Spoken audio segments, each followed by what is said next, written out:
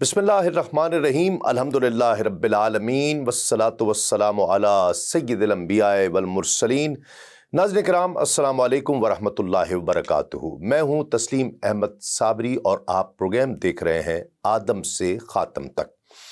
नाज़रीन किराम, आज का प्रोग्राम गुज़िश्ता प्रोग्राम के सिलसिले की यूँ समझ लीजिए कि अगली कड़ी है। यानी आज भी हम उन चंद खुशबख्त खुशकिस्मत हस्तियों का जिक्र करेंगे जिन्हें सबसे पहले दौलत ईमान नसीब हुई। उन अफराद में से बाज़ को अशरे मुबशरा में शामिल होने का शरफ भी हासिल है। अब तक हम जनाबे सैयदा खदीजतुल कुबरा रज़ियल्लाहु ताला अन्हा, हज़रत सैयदना सिद्दीक़ अकबर और सैयदना अलीउल मुर्तज़ा रज़ियल्लाहु ताला अन्हुम के क़बूल इस्लाम की तफसील पेश कर चुके हैं। अब हम ज़ैद बिन हारिसा, सैयदना बिलाल हबशी, हज़रत उस्मान बिन अफ़्फ़ान, अब्दुर्रहमान बिन औफ, साद बिन अबी वक़ास और तलहा बिन उबैदुल्लाह रज़ियल्लाहु ताला अन्हुम अजमाइन के बारे में तज़किरा करेंगे कि कैसे और किन हालात में इन हस्तियों ने हुज़ूर नबी करीम सल्लल्लाहु अलैहि वसल्लम की दावत हक़ पर लब्बैक कहा और तारीख़ में हमेशा के लिए अमर हो गई ये शख्सियात। तो ज़िक्र करते हैं सबसे पहले हज़रत ज़ैद बिन हारिसा रज़ियल्लाहु ताला अन्हु के क़बूल इस्लाम का। इमाम ज़ैनी दाहलान लिखते हैं कि हज़रत अलीउल मुर्तज़ा रज़ियल्लाहु ताला अन्हु के बाद हज़रत ज़ैद बिन हारिसा बिन शरहबील अल-कल्बी रज़ियल्लाहु ताला अन्हु ने इस्लाम कबूल किया। ये हुज़ूर नबी करीम सल्लल्लाहु अलैहि वसल्लम के आज़ाद करदा ग़ुलाम थे। जब हुज़ूर नबी करीम सल्लल्लाहु अलैहि वसल्लम ने सैयदा खदीजतुल कुबरा रज़ियल्लाहु ताला अन्हा से अक़्द निकाह फरमाया तो सैयदा पाक ने उन्हें आपकी खिदमत के लिए उन्हें पेश कर दिया था। नुज़ूल वही से क़ब्ल हुज़ूर नबी करीम सल्लल्लाहु अलैहि वसल्लम ने उन्हें आज़ाद करके अपना बेटा यानी मुतबन्ना बना लिया था। दूसरी रिवायत में है कि हुज़ूर नबी करीम सल्लल्लाहु अलैहि वसल्लम ने उन्हें हज़रत खदीजतुल कुबरा रज़ियल्लाहु ताला अन्हा के लिए ख़रीदा था। एक मरतबा हुज़ूर नबी करीम सल्लल्लाहु अलैहि वसल्लम सैयदा खदीजतुल कुबरा रज़ियल्लाहु ताला अन्हा के पास तशरीफ़ लाए और फ़रमाया कि बतहा में, ए खदीजा, मैंने एक ग़ुलाम देखा है जिसे फ़रोख्त किया जा रहा था। अगर मेरे पास रकम होती तो मैं उसे ज़रूर ख़रीद लेता। हज़रत खदीजतुल कुबरा रज़ियल्लाहु ताला अन्हा ने पूछा कि उसकी कीमत क्या है। हुज़ूर नबी करीम सल्लल्लाहु अलैहि वसल्लम ने फ़रमाया 700 दिरहम। उन्होंने अर्ज़ की कि ये 700 दिरहम लीजिए और वो ग़ुलाम ख़रीद लीजिए। हुज़ूर नबी करीम सल्लल्लाहु अलैहि वसल्लम ने हज़रत ज़ैद को ख़रीद कर हज़रत खदीजतुल कुबरा रज़ियल्लाहु ताला अन्हा के पास ले आए और फिर फ़रमाया कि अगर ये ग़ुलाम मेरा होता तो मैं इसे आज़ाद कर देता। उन्होंने अर्ज़ की कि ये आप ही का है तो हुज़ूर नबी करीम सल्लल्लाहु अलैहि वसल्लम ने हज़रत ज़ैद रज़ियल्लाहु ताला अन्हु को आज़ाद कर दिया। अबू उबैदा लिखते हैं कि उनका नाम ज़ैद नहीं था, लेकिन हुज़ूर नबी करीम सल्लल्लाहु अलैहि वसल्लम ने उन्हें अपना बेटा बनाया तो उनका नाम ज़ैद रखा। ये आपके जद्द अमजद क़ुसै बिन किलाब का नाम था। फिर हज़रत ज़ैद जनाब अबू तालिब के तिजारती सामान वाले ऊँट लेकर शाम की तरफ गए और उस दौरान अपनी कौम की सरज़मीन पर से गुज़रे तो उनके चचा ने उन्हें पहचान लिया। वो उनके पास आया और पूछा कि बच्चे, तेरा ताल्लुक़ किन के साथ है? हज़रत ज़ैद ने कहा कि मैं अहले मक्का में से हूँ। चचा ने पूछा कि क्या तेरा ताल्लुक़ मक्का के बाशिंदों के साथ ही है? उन्होंने कहा कि नहीं। चचा ने पूछा कि आज़ाद हो या ग़ुलाम? तो उन्होंने कहा कि ग़ुलाम हूँ। चचा ने पूछा कि अरबी हो या अजमी? हज़रत ज़ैद ने कहा कि मैं अरबी हूँ। चचा ने पूछा कि किस कबीले से हो? हज़रत ज़ैद बोले कि बनु कल्ब से हूँ। चचा ने पूछा कि बनु कल्ब के किस ख़ानदान से ताल्लुक़ है तुम्हारा? हज़रत ज़ैद ने कहा कि बनु उबूद से। चचा ने फिर पूछा कि किसके फ़र्जंद हो? तो हज़रत ज़ैद ने बताया कि मैं हारिसा बिन शरहबील का बेटा हूँ। तो फिर चचा ने पूछा कि ए बेटे, तुम्हें कहाँ से उठाया गया था? तो हज़रत ज़ैद ने बताया कि ननियाल से। फिर चचा ने पूछा कि तुम्हारे ननियाल कौन है? حضرت زید نے بتایا کہ بنو توئی۔ چچا نے والدہ کا نام پوچھا تو بتایا کہ سعدی نام ہے۔ چچا نے حضرت زید رضی اللہ تعالی عنہ کو اپنے سینے سے لگا لیا اور کہا کہ حارثہ کے نور نظر، پھر ان کے والد کو بلایا اور کہا کہ اے حارثہ، یہ تمہارا بیٹا دل بند ہے۔ حارثہ آیا تو اس نے دیکھتے ہی پہچان لیا۔ اس نے پوچھا کہ تمہارے مالک تمہارے ساتھ کیسا سلوک کرتے ہیں؟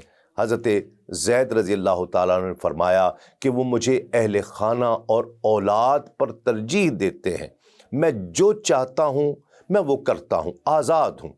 ان کے ساتھ ان کے والد، چچا اور بھائی بھی مکہ المکرمہ آ گئے۔ ناظرین کرام، ایک اور روایت میں ہے کہ حضرت زید رضی اللہ تعالیٰ عنہ کی قوم کے افراد حج کرنے آئے۔ انہوں نے حضرت زید کو دیکھا تو پہچان لیا۔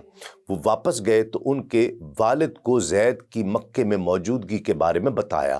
اس کے بعد ان کا والد اور چچا مکہ المکرمہ آئے، اور امام طلبی لکھتے ہیں کہ ان دونوں روایات میں کوئی تصادم نہیں ہے، کیونکہ ممکن ہے کہ پہلے ان لوگوں نے انہیں بتایا ہو، پھر ان کی حضرت زید رضی اللہ تعالیٰ عنہ سے ملاقات ہو گئی ہو۔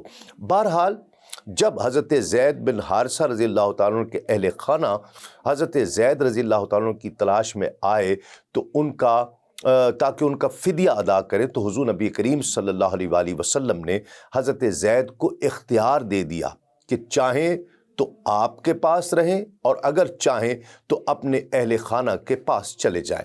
انہوں نے حضور نبی کریم صلی اللہ علیہ وآلہ وسلم کی خدمت عالیہ میں رہنا پسند کیا اور یوں اپنی عاقبت سنوار لی۔ اسی حوالے سے ابن عبد البر رحمۃ اللہ تعالی علیہ نے لکھا ہے کہ جب حضور نبی کریم صلی اللہ علیہ وآلہ وسلم نے حضرت زید کو اپنا بیٹا بنایا تو اس وقت ان کی عمر 8 برس تھی۔ اسد الغابہ میں ہے کہ زید کے والد حارثہ نے بھی اسلام قبول کر لیا تھا، اور دوسرا قول یہ ہے کہ علامہ منظری کے علاوہ کسی اور نے زید کے والد کا اسلام قبول کرنا ثابت نہیں کیا۔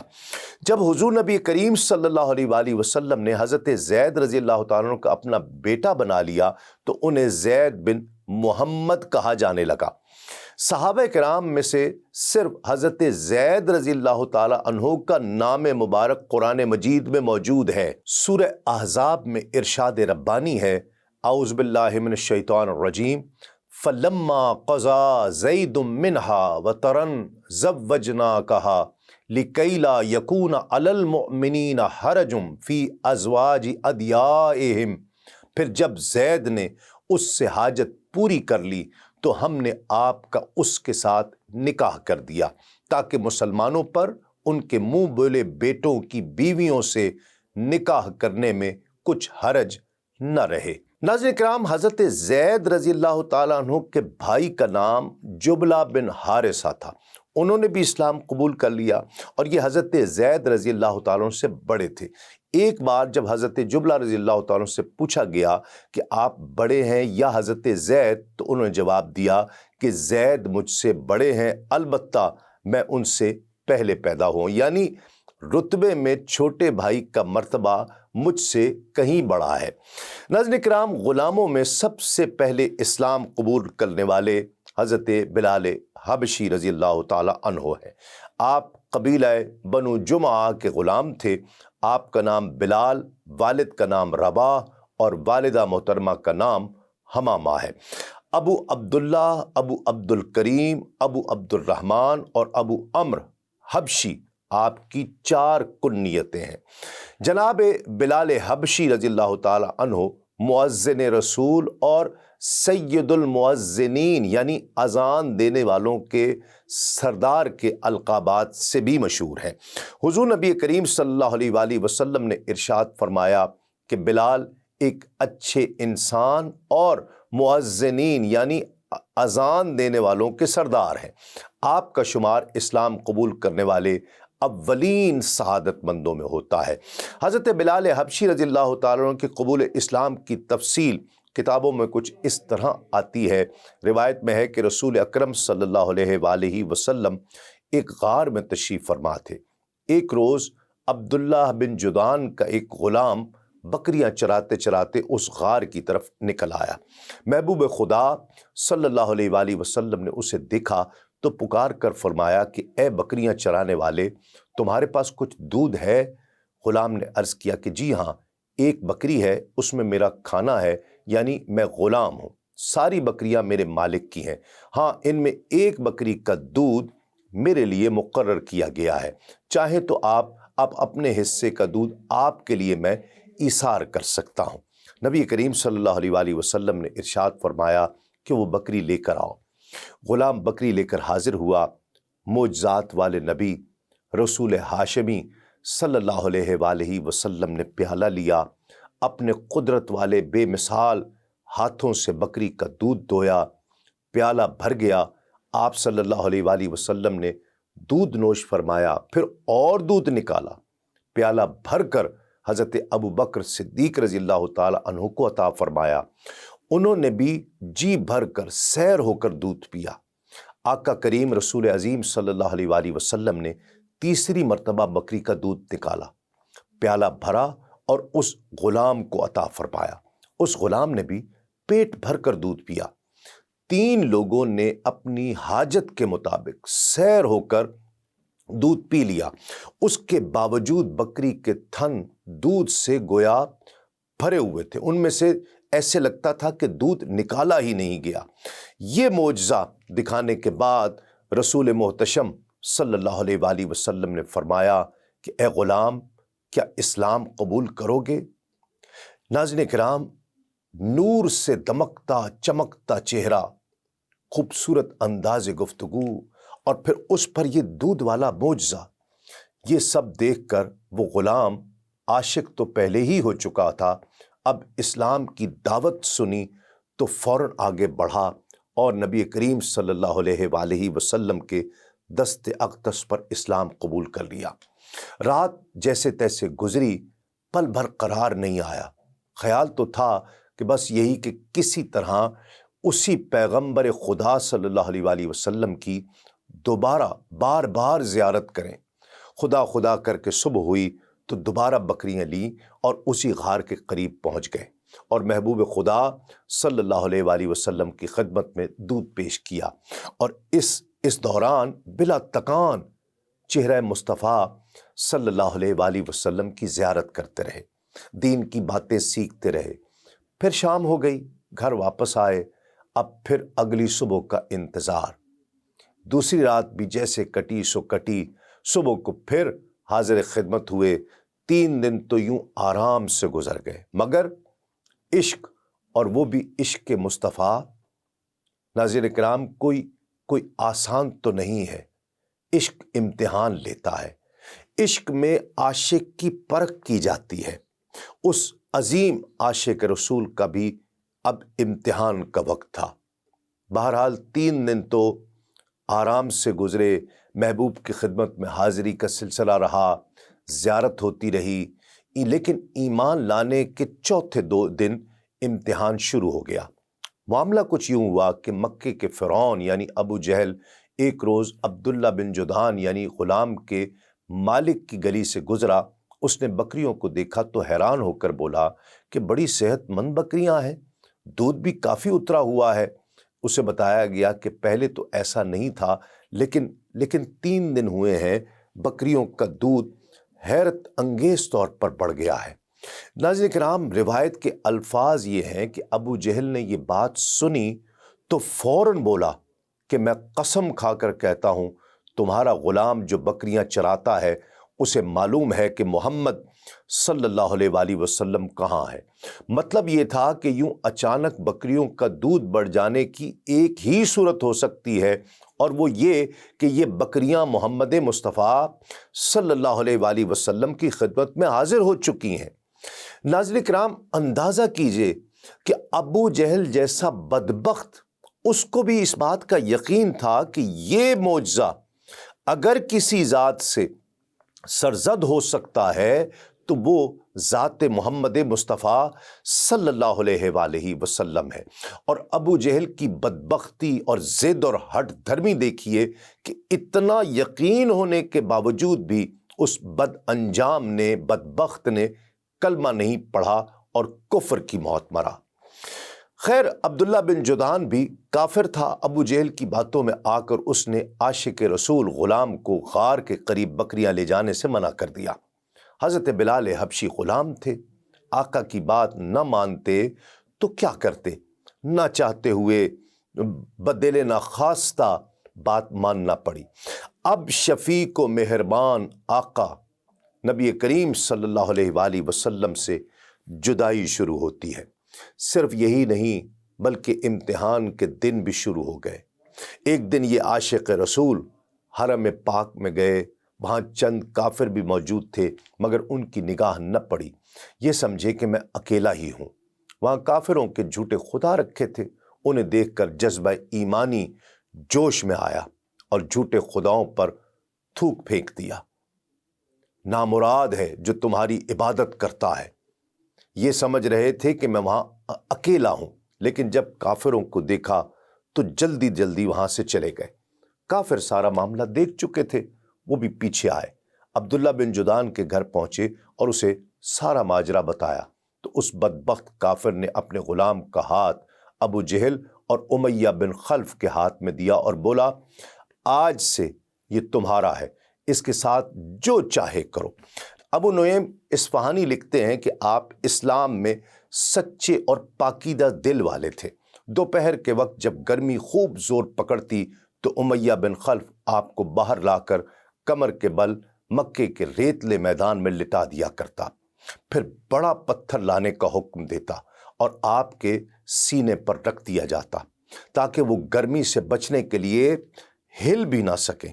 لیکن اگر آپ اس سخت مصیبت میں بھی ہوتے تو اس کے باوجود احد احد یعنی اللہ ایک ہے، اللہ ایک ہے کی صدا لگایا کرتے۔ حضرت عمرو بن عاص رضی اللہ تعالیٰ عنہ فرماتے ہیں کہ ایک روز میں حضرت بلال حبشی رضی اللہ تعالیٰ عنہ کے پاس سے گزرا تو آپ کو تپتی ہوئی زمین پر لٹا کر سزا دی جا رہی تھی۔ گرمی کی شدت اتنی تھی کہ اگر اس زمین پر گوشت کا ٹکڑا بھی رکھ دیا جاتا تو وہ بھی پک جاتا۔ ناظرین کرام، حضرت عروہ بن زبیر رضی اللہ تعالیٰ عنہ اپنے والد سے روایت کرتے ہیں کہ ایک دن ورقہ بن نوفل کا گزر حضرت بلال حبشی رضی اللہ تعالیٰ عنہ کے پاس سے ہوا، جب کہ انہیں تشدد کا نشانہ بنایا جا رہا تھا، اور اسی حالت میں بھی آپ احد احد کی صدائیں لگا رہے تھے۔ ورقہ بن نوفل نے دیکھا تو اس کی ہمت بدلاتے ہوئے کہا کہ اے بلال، اللہ پاک ہی کا نام لیے جاؤ، اللہ اللہ کہے جاؤ۔ پھر امیہ بن خلف جو حضرت بلال حبشی رضی اللہ تعالیٰ عنہ کو مار رہا تھا، اس کی طرف متوجہ ہو کر کہا کہ اللہ کی قسم، اگر تم انہیں اس بات پر شہید کر دو گے تو میں رحمت و برکت پانے کے لیے ان کا مزار بناؤں گا۔ ناظرین کرام، ایک دن حضرت ابو بکر صدیق رضی اللہ تعالیٰ عنہ کا گزر بھی حضرت بلال حبشی رضی اللہ تعالیٰ عنہ کے پاس سے ہوا، اور وہ لوگ حضرت بلال حبشی رضی اللہ تعالیٰ عنہ کے ساتھ وہی برتاؤ کر رہے تھے، تشدد کر رہے، تکالیف پہنچا رہے تھے۔ تو حضرت ابو بکر صدیق رضی اللہ تعالیٰ عنہ نے امیہ بن خلف سے فرمایا کہ کیا اس بیچارے کے معاملے میں تو اللہ سے ڈرتا نہیں ہے؟ کب تک اسے تکلیف دیتا رہے گا؟ امیہ کہتا ہے کہ آپ نے اسے بگاڑا ہے، آپ کو کوئی مسئلہ ہے تو اسے اس تکلیف سے بچا لے جو آپ دیکھ رہے ہیں۔ تو ابو بکر صدیق رضی اللہ تعالیٰ نے فرمایا کہ میرے پاس بلال سے زیادہ تندرست اور طاقتور غلام ہے، تم ایک کام کرو، بلال مجھے دے دو اور وہ غلام تم لے لو۔ کہنے لگا کہ منظور ہے۔ تو حضرت ابو بکر صدیق رضی اللہ تعالیٰ عنہ نے امیہ کو اپنا غلام دے کر حضرت بلال حبشی رضی اللہ تعالیٰ عنہ کو لے لیا اور انہیں آزاد کرا دیا۔ ناظرین کرام، اس موقع پر حضرت بلال حبشی کی عظمت و فضیلت کا یہ ذکر بھی ضروری سمجھتے ہیں کہ مشکات المصابیح میں ہے کہ معراج شریف کی رات نبی کریم خاتم النبیین صلی اللہ علیہ وآلہ وسلم نے جنت میں کسی کے قدموں کی آہٹ سنی، جس کے بارے میں آپ کو بتایا گیا کہ یہ حضرت بلال حبشی کے قدموں کی آواز ہے۔ سبحان اللہ۔ اسی طرح جب حضرت بلال حبشی رضی اللہ تعالیٰ عنہ پر مرض وصال میں روح نکلنے کا عالم طاری ہوا تو ان کی زوجہ نے بے قرار ہو کر یہ کہا کہ ہائے رے مصیبت، تو حضرت بلال رضی اللہ تعالیٰ نے آنکھیں کھول دیں اور تڑپ کر فرمایا واہ رے میری خوشی۔ آخری کلمات جو آپ کی زبان اقدس سے نکلے وہ یہ تھے کہ کل ہم اپنے دوستوں یعنی محمد مصطفیٰ صلی اللہ علیہ وآلہ وسلم اور آپ صلی اللہ علیہ وآلہ وسلم کے تمام صحابہ سے ملاقات کریں گے، وہ وقت قریب آ گیا ہے۔ حضرت بلال حبشی قبول اسلام کے بعد قریش کے لیے دعا کیا کرتے تھے۔ اس ضمن میں حضرت عروہ بن زبیر رضی اللہ تعالیٰ عنہ فرماتے ہیں کہ قبیلہ بنو نجار کی ایک صحابیہ رضی اللہ تعالیٰ عنہ نے فرمایا کہ مسجد نبوی شریف کے گرد میرا ہی گھر سب سے اونچا تھا اور اسی پر حضرت بلال حبشی فجر کی اذان دیا کرتے تھے۔ وہ رات کے آخری حصے میں آ کر مکان کی چھت پر بیٹھ جایا کرتے اور فجر طلوع ہونے کا انتظار کیا کرتے۔ جب اسے دیکھتے تو انگڑائی لیتے اور یہ دعا مانگتے کہ اے اللہ پاک، میں تیری حمد اور قریش کے معاملے میں تیری مدد طلب کرتا ہوں کہ وہ تیرے دین کو قائم کریں۔ اس کے بعد اذان کہا کرتے۔ وہ صحابیہ فرماتی ہیں کہ خدا کی قسم میری معلومات میں ایک رات بھی ایسی نہیں کہ انہوں نے یہ دعا نہ مانگی ہو۔ آپ رضی اللہ تعالیٰ عنہ کا وصال پھر 20 سن ہجری میں ہوا۔ ناظرین کرام، اب ہم حضرت ابو بکر صدیق رضی اللہ تعالیٰ عنہ کی مسائی جمیلہ سے حلقہ بگوش اسلام ہونے والی ہستیوں کا تذکرہ کرتے ہیں۔ جب حضرت ابو بکر صدیق رضی اللہ تعالیٰ نے اسلام قبول کر لیا تو دیگر افراد کو بھی اسلام کے چشمہ صافی کی طرف دعوت دینے لگے۔ بہت سے افراد ان کی دعوت پر لبیک کہتے ہوئے دائرہ اسلام میں داخل ہوئے۔ ان میں سے 5 وہ عالی بخت افراد بھی ہیں جنہیں نبی کریم صلی اللہ علیہ وآلہ وسلم ان کی حیات طیبہ میں ہی جنت کی بشارت سے نوازا ہے۔ آج ہم بھی ان اولین 5 افراد کا تذکرہ کرتے ہیں۔ پہلی ہستی حضرت عثمان غنی رضی اللہ تعالیٰ عنہ ہے۔ ناظرین کرام، سیرت النبویہ میں امام زینی دہلان حضرت عثمان ذو النورین رضی اللہ تعالیٰ عنہ سے منقول ایک روایت تحریر کرتے ہیں کہ مجھے میری خالہ سعدی بنت قریظ رضی اللہ تعالیٰ نے بتایا کہ اللہ رب العزت نے محمد عربی صلی اللہ علیہ وآلہ وسلم کو رسول بنا کر مبعوث کیا ہے۔ وہ مجھے حضور نبی کریم صلی اللہ علیہ وآلہ وسلم کی اتباع پر ابھارتی رہیں۔ میں حضرت ابو بکر صدیق رضی اللہ تعالیٰ کے ساتھ گہرے مراسم رکھتا تھا۔ ایک دن میں ان کے پاس آیا، میں نے انہیں تنہا پایا، میں پریشان ہوا۔ انہوں نے مجھ سے اس پریشانی کی وجہ پوچھی تو میں نے انہیں اپنی خالہ کی بات بتائی۔ حضرت ابو بکر صدیق رضی اللہ تعالیٰ نے مجھے اسلام کی ترغیب دی، دعوت دی۔ تھوڑی ہی دیر گزری تھی کہ حضور نبی کریم صلی اللہ علیہ وآلہ وسلم ہمارے قریب سے گزرے۔ آپ کے ہمراہ حضرت علی المرتضیٰ رضی اللہ تعالیٰ عنہ بھی تھے۔ وہ آپ کے کپڑے اٹھائے ہوئے تھے۔ حضرت ابو بکر صدیق رضی اللہ تعالیٰ عنہ اٹھے اور حضور نبی کریم صلی اللہ علیہ وآلہ وسلم سے سرگوشی کی۔ آپ وہیں تشریف فرما ہو گئے، پھر میری طرف توجہ کی اور فرمایا اللہ تعالیٰ کی دعوت پر لبیک کہو، وہ تمہیں جنت عطا فرمائے گا۔ سنو، میں تمہاری طرف اور اس کی ساری مخلوق کی طرف رسول بنا کر بھیجا گیا ہوں۔ میں نے یہ اثر آفرین گفتگو سنی تو میں نے بے اختیار پڑھ لیا اشہد ان لا الہ الا اللہ و انک رسول اللہ۔ پھر کچھ ہی عرصے بعد حضور نبی کریم صلی اللہ علیہ وآلہ وسلم نے اپنی دختر بلند اختر حضرت رقیہ رضی اللہ تعالی عنہ کا نکاح مجھ سے کر دیا۔ وہ اس دور کی تمام خواتین سے با جمال تھیں۔ ناظرین کرام، حضرت عثمان غنی رضی اللہ تعالیٰ خود بھی بہت وجیح اور بہت حسین تھے۔ وہ پہلے ہی چاہتے تھے کہ حضور نبی کریم صلی اللہ علیہ وآلہ وسلم کی یہ نور نظر ان کے عقد نکاح میں آ جائیں۔ وہ خود فرماتے تھے کہ میں خانہ کعبہ کے صحن میں موجود تھا کہ مجھے بتایا گیا کہ محمد عربی صلی اللہ علیہ وآلہ وسلم نے اپنی شہزادی، اپنی نور نظر حضرت رقیہ رضی اللہ تعالی عنہ کا نکاح عتبہ بن ابی لہب سے کر دیا ہے۔ اس وقت مجھے حسرت نے آ لیا کہ میں اس سے سبقت کیوں نہیں لے گیا۔ اسی سوچ میں غلطہ میں اپنے گھر گیا تو میں نے اپنی خالہ سعدی بنت قریظ کو وہاں موجود پایا، تو انہوں نے مجھے بتایا کہ حضور نبی کریم صلی اللہ علیہ وآلہ وسلم مبعوث ہو چکے ہیں۔ پھر جلدی عتبہ بن ابی لہب نے حضرت رقیہ رضی اللہ تعالی عنہ کو چھوڑ دیا، تو مجھے ان کے ساتھ نکاح کرنے کی سعادت حاصل ہوئی۔ جب ان کا وصال ہو گیا تو حضور نبی کریم صلی اللہ علیہ وآلہ وسلم نے اپنی دوسری شہزادی، اپنی دوسری نور نظر حضرت ام کلثوم رضی اللہ تعالی عنہ کا نکاح بھی حضرت عثمان غنی رضی اللہ تعالی عنہ سے کر دیا۔ ناظرین کرام، دنیا کی تاریخ میں عثمان غنی رضی اللہ تعالیٰ عنہ کے سوا اور کوئی شخص نہیں جس کے عقد نکاح میں کسی نبی کی دو صاحبزادیاں یکے بعد دیگرے آئی ہوں۔ یہ سعادت عظمیٰ صرف اور صرف حضرت عثمان غنی رضی اللہ تعالیٰ عنہ کو حاصل ہے۔ آپ اتنے متقی اور پرہیزگار تھے کہ ہر شب وتر میں ایک قرآن مجید ختم کیا کرتے۔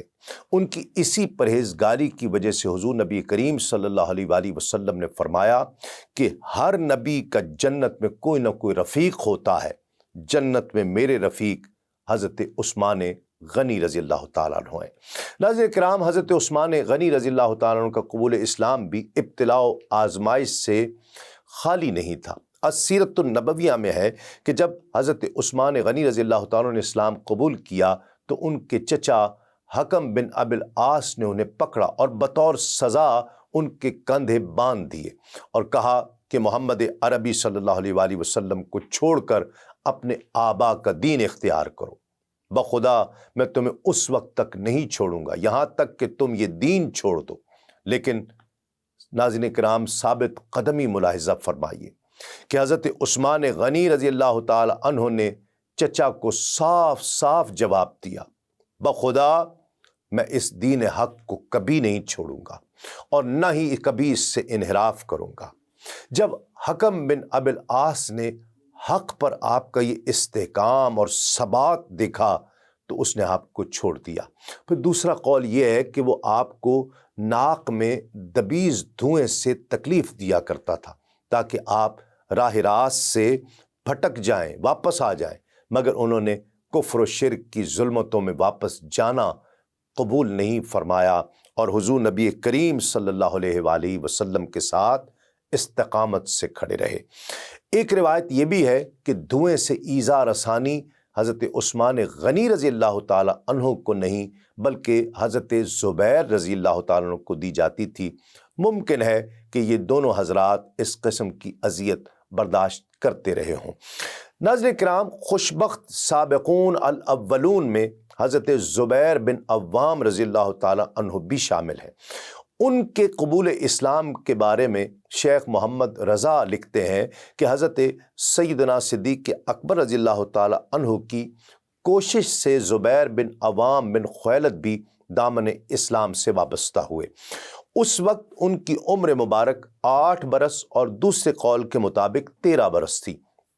آپ حضور نبی کریم صلی اللہ علیہ وآلہ وسلم کی پھپھی جان حضرت صفیہ بنت عبد المطلب کے فرزند اور ام المومنین حضرت خدیجۃ الکبریٰ کے بھتیجے تھے۔ یہ بھی روایت ہے کہ 12 یا 15 سال کی عمر میں ایمان لائے، لیکن ان تمام روایاتوں سے بہرحال یہ ثابت ہوتا ہے کہ آپ کم عمر ہی تھے، نوجوان ٹین ایجر تھے۔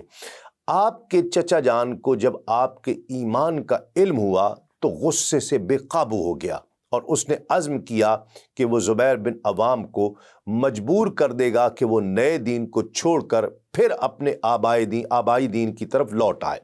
وہ آپ کو چٹائی میں لپیٹتا اور رسی سے باندھ دیا کرتا، پھر جلتی جھاڑیوں سے دھواں دیتا یہاں تک کہ ان کا دم گھٹنے لگتا، پھر کہتا اس عذاب سے بچنا چاہتے ہو تو محمد صلی اللہ علیہ وآلہ وسلم کا انکار کر دو، معاذ اللہ۔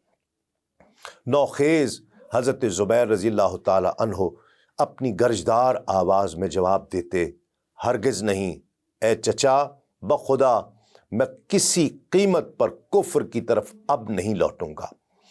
جناب زبیر رضی اللہ تعالیٰ عنہ کا نسب قصی انقلاب پر حضرت نبی کریم صلی اللہ علیہ وآلہ وسلم کے ساتھ مل جاتا ہے۔ آپ اس 6 رکنی شورا کمیٹی کے بھی ایک رکن تھے جسے حضرت فاروق اعظم نے اپنے بعد خلیفہ منتخب کرنے کے لیے نامزد کیا تھا۔ آپ نے پہلے حبشہ پھر مدینہ طیبہ کی طرف ہجرت کی۔ امت مسلمہ میں سب سے پہلے جہاد کے لیے تلوار کو بے نیام کرنے کا شرف بھی حضرت زبیر کو حاصل ہے۔ انہوں نے عہد رسالت کے تمام غزوات میں شرکت فرمائی اور حضور نبی کریم صلی اللہ علیہ وآلہ وسلم کے وصال کے بعد عہد خلافت راشدہ میں فتح یرموک اور فتح مصر میں حصہ لیا۔ آپ کی عمر 67 برس تھی۔ ناظرین کرام، اب حضرت عبد الرحمن بن عوف رضی اللہ تعالی عنہ کا تذکرہ کرتے ہیں۔ امام زینی دہلان سیرت نبویہ میں لکھتے ہیں کہ حضرت عبد الرحمن بن عوف رضی اللہ تعالی عنہ نے بھی حضرت صدیق اکبر رضی اللہ تعالی عنہ کی دعوت حق پر لبیک کہا۔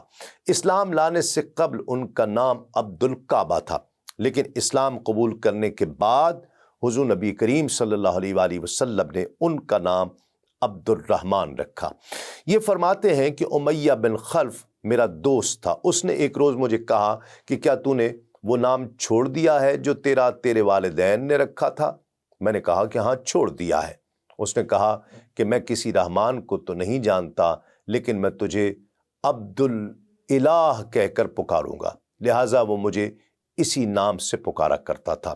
حضرت عبد الرحمن بن عوف رضی اللہ تعالیٰ اپنے اسلام لانے کا واقعہ خود بیان فرماتے ہیں کہ میں نے کئی بار یمن کی طرف سفر کیا۔ میں جب بھی وہاں جایا کرتا تو ایک جاننے والے اسکلان بن اواکن کے یہاں مقیم ہوا کرتا۔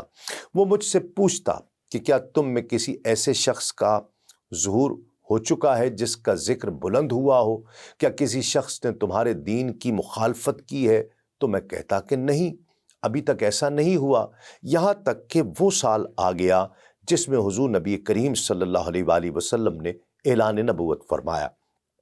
مجھے حضور نبی کریم صلی اللہ علیہ وآلہ وسلم کی بعثت مبارکہ کا علم نہیں تھا۔ میں ان دنوں میں یمن گیا ہوا تھا اور اسی شخص کے ہاں ٹھہرا ہوا تھا۔ اس آدمی نے مجھے دوبارہ پوچھا اور پھر ایک خط میرے حوالے کیا۔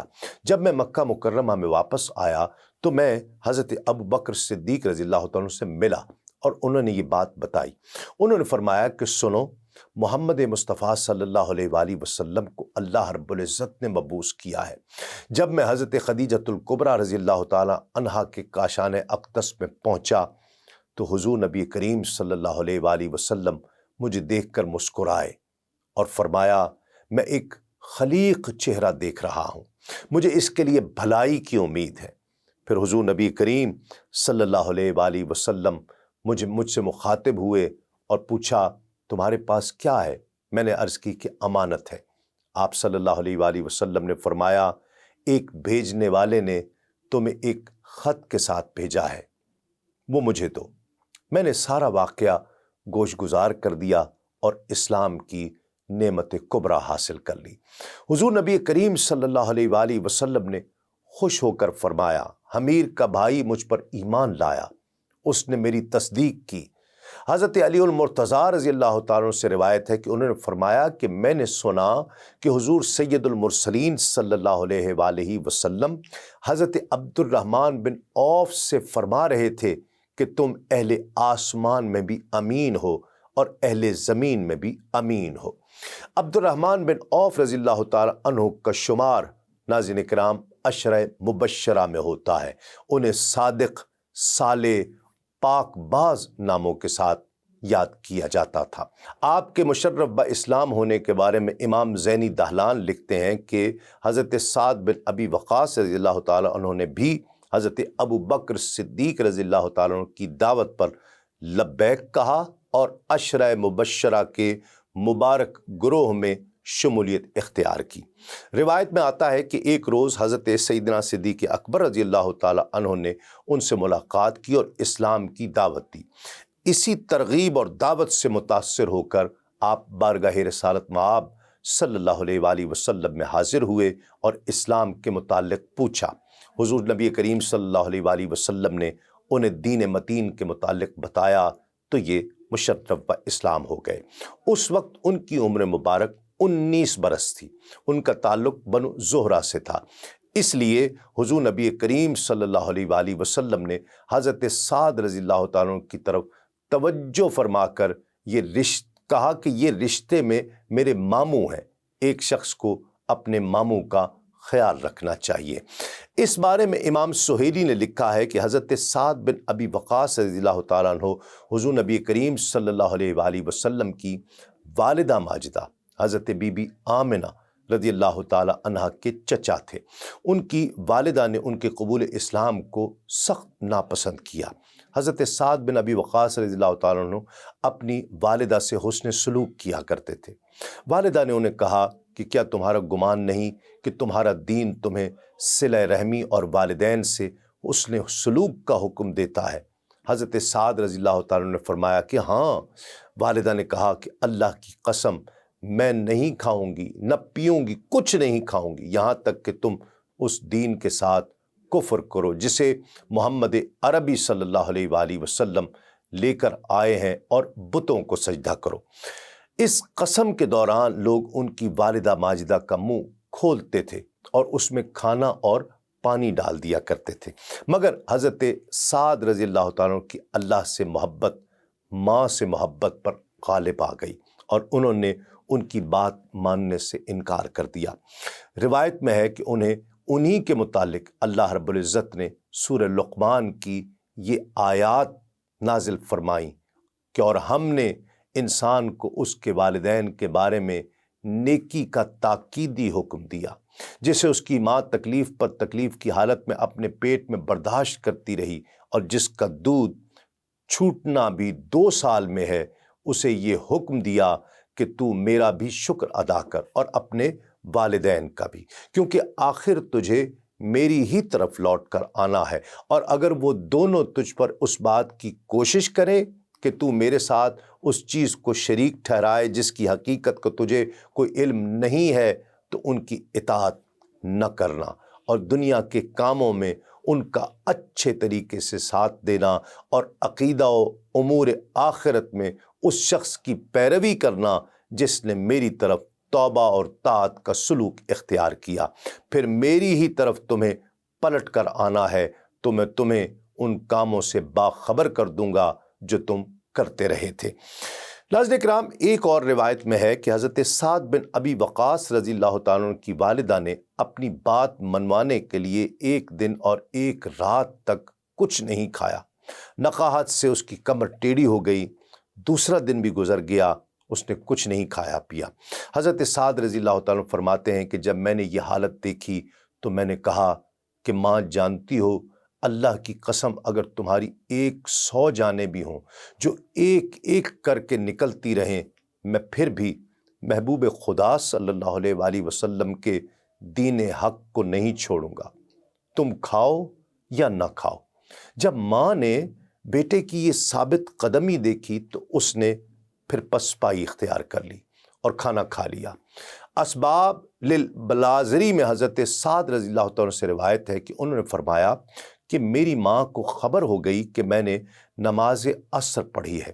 میں اس کے پاس آیا تو وہ میری گوشمالی کے لیے غضبناک حالت میں دروازے پر کھڑی ہوئی تھی۔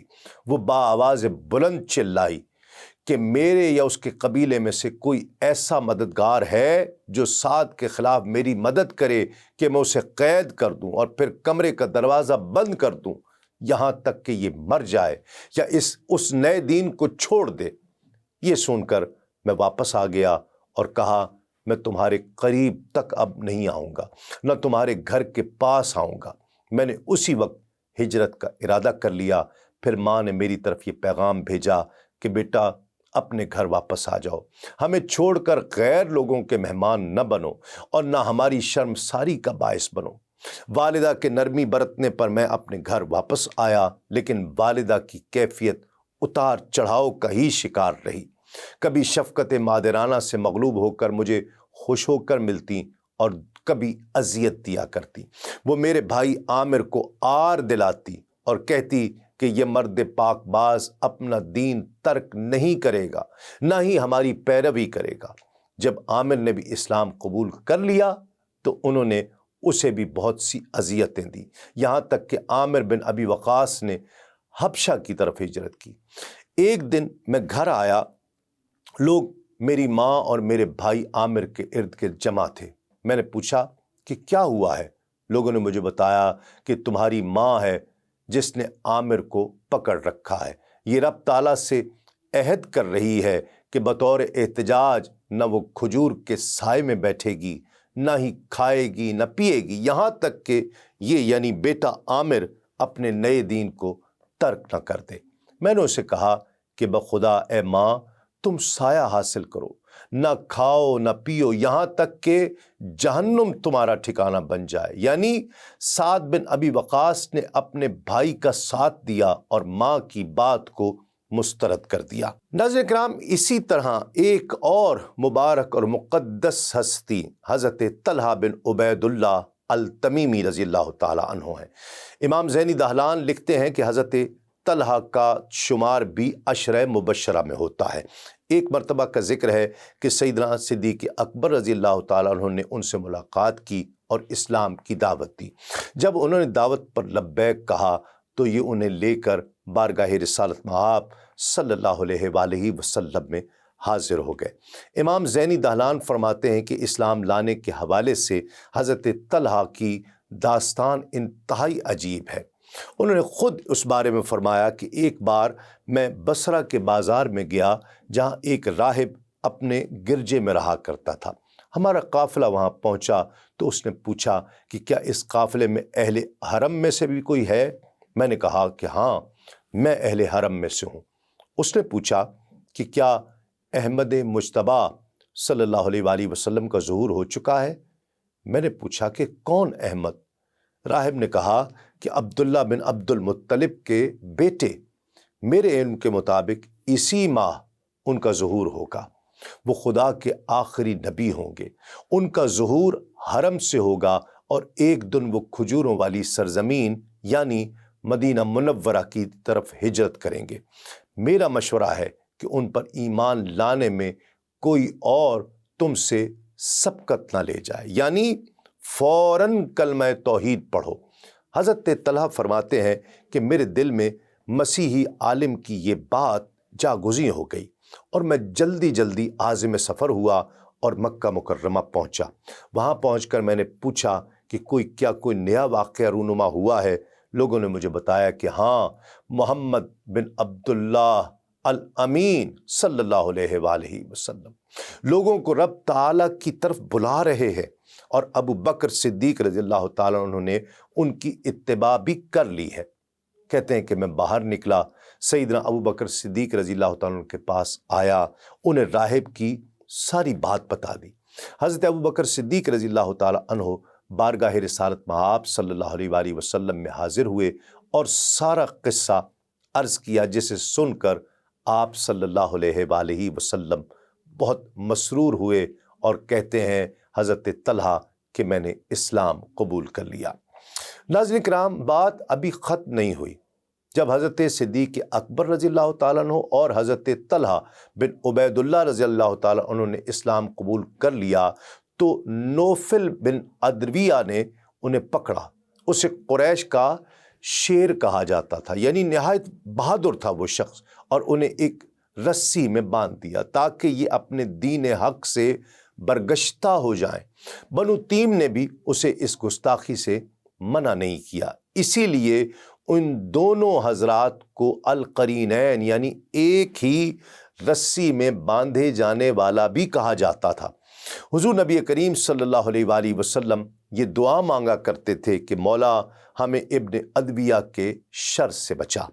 ناظرین کرام، اب وہ دور آ گیا کہ اسلام کا پیغام حق تیزی سے پھیلنے لگا اور خواتین و حضرات جوق در جوق دین اسلام میں داخل ہونے لگے۔ السیرۃ النبویہ میں تحریر ہے کہ وہ خواتین اور حضرات جنہوں نے سب سے پہلے اسلام کے خورشید تاباں سے اجالا پایا، وہ حضرت سعید بن زید بن عمرو بن نفیل العدوی کی زوجہ محترمہ فاطمہ بنت خطاب رضی اللہ تعالی عنہا ہے۔ یہ دوسری عظیم خاتون تھیں جنہوں نے اسلام قبول کیا۔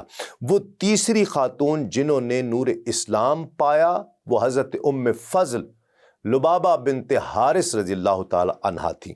یہ حضرت عباس رضی اللہ تعالیٰ عنہ کی زوجہ محترمہ یعنی حضور نبی کریم صلی اللہ علیہ وآلہ وسلم کی چچی تھی۔ حضرت اسماء بنت ابی بکر رضی اللہ تعالیٰ عنہ کو شمار بھی ناظرین کرام انہی خواتین میں ہوتا ہے جنہوں نے سب سے پہلے افراد میں دعوت حق پر لبیک کہا۔ حضرت عبیدہ بن حارث رضی اللہ تعالیٰ عنہ کی شمار بھی سابقون الاولون میں ہوتا ہے۔ انہوں نے غزوہ بدر میں جام شہادت نوش کیا۔ اسی طرح حضرت ام سلمہ رضی اللہ تعالیٰ عنہا نے بھی نور اسلام سے اپنا سینہ منور کیا۔ یہ ابو سلمہ رضی اللہ تعالیٰ عنہ کے شوہر نامدار تھے۔ ان کی وفات کے بعد وہ حضور نبی کریم صلی اللہ علیہ وآلہ وسلم کے عقد نکاح میں بھی آئیں۔ اس وقت 9 افراد دائر اسلام میں داخل ہو چکے تھے، اور ایک اور روایت کے مطابق ان کے اسلام قبول کرنے سے پہلے 10 افراد پیغام ہدایت قبول کر چکے تھے۔ ان بلند اقبال ہستیوں میں حضرت عثمان بن مظعون، ان کے برادر محترم قدامہ، حضرت عبداللہ اور حضرت ارقم بن ابی ارقم رضی اللہ تعالی عنہم حلقہ بگوش اسلام ہو چکے تھے۔ ناظرین کرام، الرحیق المختوم میں ہے کہ یہ بالکل فطری بات ہے کہ رسول اللہ صلی اللہ علیہ وآلہ وسلم سب سے پہلے ان لوگوں کے سامنے اسلام پیش کرتے جن سے آپ صلی اللہ علیہ وآلہ وسلم کا سب سے گہرا ربط اور تعلق تھا، یعنی اپنے گھر کے لوگوں اور دوستوں سے۔ آپ صلی اللہ علیہ وآلہ وسلم نے سب سے پہلے انہی کو دعوت دی۔ اس طرح آپ صلی اللہ علیہ وآلہ وسلم نے ابتدا میں اپنی جان پہچان کے ان لوگوں کو حق کی طرف بلایا جن کے چہروں پر آپ صلی اللہ علیہ وآلہ وسلم بھلائی اور ایمان کے آثار دیکھ چکے تھے، اور یہ جان چکے تھے کہ وہ حق اور خیر کو پسند کریں گے اور آپ کے صدق اور اصلاح سے واقف ہیں۔ پھر آپ صلی اللہ علیہ وآلہ وسلم نے جنہیں اسلام کی دعوت دی ان میں سے ایک ایسی جماعت نے جسے کبھی رسول اللہ صلی اللہ علیہ وآلہ وسلم کی عظمت، جلالت نفس اور سچائی پر شبہ نہیں گزرا تھا، ان سب نے یہ دعوت قبول کر لی۔ ناظرین کرام، یہ اسلام کی تاریخ میں سابقین الاولین کے وصف سے مشہور ہوئے۔ یہ لوگ چھپ چھپ کر مسلمان ہوئے تھے، اور رسول اللہ صلی اللہ علیہ وآلہ وسلم بھی چھپ چھپا کر ہی ان کی رہنمائی اور دینی تعلیم کے لیے ان کے ساتھ جمع ہوا کرتے تھے، کیونکہ تبلیغ کا کام ابھی تک انفرادی طور پر پس پردہ ہو رہا تھا۔ ادھر سورہ مدثر کی ابتدائی آیات کے بعد وحی کی آمد پورے تسلسل اور تیزی کے ساتھ جاری تھی۔ اس دور میں چھوٹی چھوٹی آیتیں نازل ہو رہی تھیں۔ ان آیات کا خاتمہ یکساں قسم کے بڑے پرکشش الفاظ پر ہوتا تھا، اور ان میں بڑی سکون بخش اور جاذب قلب نغمگی ہوا کرتی تھی جو اس پرسکون اور رقت انگیز فضا کے عین مطابق ہوا کرتی۔ پھر ان آیات میں تزکیہ نفس کی خوبیاں اور آلائش دنیا میں لت پت ہونے کی برائیاں بیان کی جاتی تھیں، اور جنت اور دوزخ کا نقشہ اس طرح کھینچا جایا کرتا تھا کہ گویا وہ آنکھوں کے سامنے ہے۔ یہ آیات مبارکہ اہل ایمان کو اس وقت کے انسانی معاشرے سے بالکل الگ ایک دوسری ہی فضا کی سیر کرایا کرتی تھیں۔ ناظرین کرام، مختلف واقعات سے ظاہر ہے کہ اس مرحلے پر تبلیغ کا کام اگرچہ انفرادی طور پر چھپ کر کیا جا رہا تھا، لیکن قریش کو اس کی سنگن لگ چکی تھی، البتہ انہوں نے اسے قابل توجہ نہیں سمجھا۔ امام غزالی رحمۃ اللہ تعالیٰ علیہ لکھتے ہیں کہ یہ خبریں قریش کو پہنچ چکی تھیں، لیکن قریش نے انہیں اہمیت نہیں دی۔ غالباً انہوں نے محمد صلی اللہ علیہ وآلہ وسلم کو بھی اسی طرح کا کوئی دینی آدمی سمجھا جو الوہیت اور حقوق الوہیت کے موضوع پر گفتگو کرتے ہیں، جیسے کہ امیہ بن ابی صلت ہے، قس بن ساعدہ اور زید بن عمر بن نفیل وغیرہ نے کیا تھا۔ البتہ قریش نے آپ صلی اللہ علیہ وآلہ وسلم کی خبر کے پھیلاؤ اور اثر کے بڑھاؤ سے کچھ اندیشے ضرور محسوس کر لیے تھے، اور ان کی نگاہیں رفتار زمانہ کے ساتھ آپ صلی اللہ علیہ وآلہ وسلم کے انجام اور آپ صلی اللہ علیہ وآلہ وسلم کی تبلیغ پر رہنے لگی تھیں۔ ناظرین کرام، دین حق کا پیغام پھیلانا آسان نہیں تھا۔